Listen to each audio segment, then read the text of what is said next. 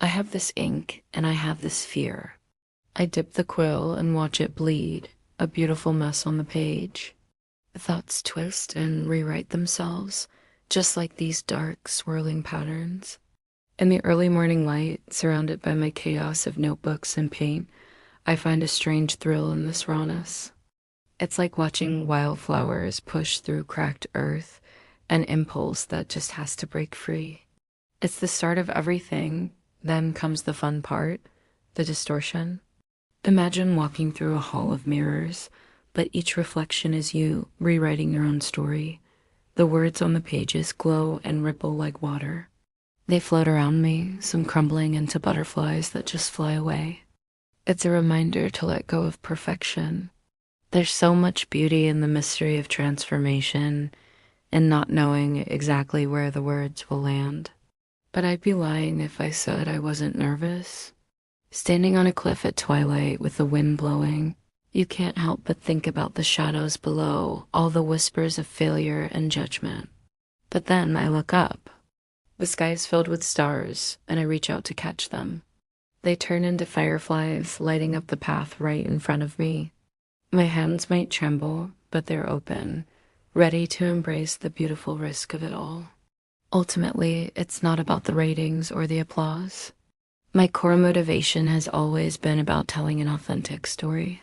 It's like dancing in a meadow, weaving ribbons of light that stretch to the horizon.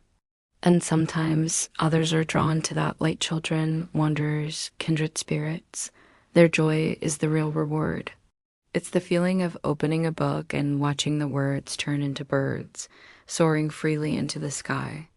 This reminds me of a specific dream I once had. I remember watching these old film reels, black and white clips of a visionary director. Let's call him Jay, and a free-spirited star. Let's call her Drew. They were creating magic on set, the kind of collaborative energy that felt like starlight. I watched from afar with this wistful smile, just admiring their world. I so desperately wanted to be a part of it. I imagined knocking on a grand door in a misty garden, my heart full of hope. In my dream, the door opens just a crack, and I see them inside, laughing over scripts, but then it closes softly. It wasn't a harsh rejection, more like petals falling from a flower. I stepped back without any bitterness, just a deep, shining admiration for what they were building together.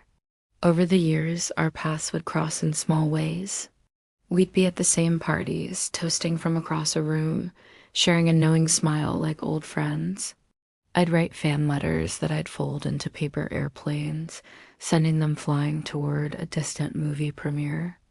It was my way of showing respect, of keeping that dream of artistic harmony alive, even from a distance. I came to understand that our worlds were different. My creative space of swirling inks and rewriting words would overlap with J.S. elegant shadows and geometric patterns. They were beautiful side by side, like two rivers flowing parallel, but they never quite merged. And that's okay. I learned to dance alone, joyfully, letting fireflies bridge the gap. Sometimes our differences are what make life's mystery so rich. In the end, all this passion and regret fuels me. I see myself running through a forest at golden hour, with pages and film strips trailing behind me like a comet's tail. They transform into blooming flowers and shooting stars. My face is radiant, not in spite of the regrets, but because of them. They are part of my story.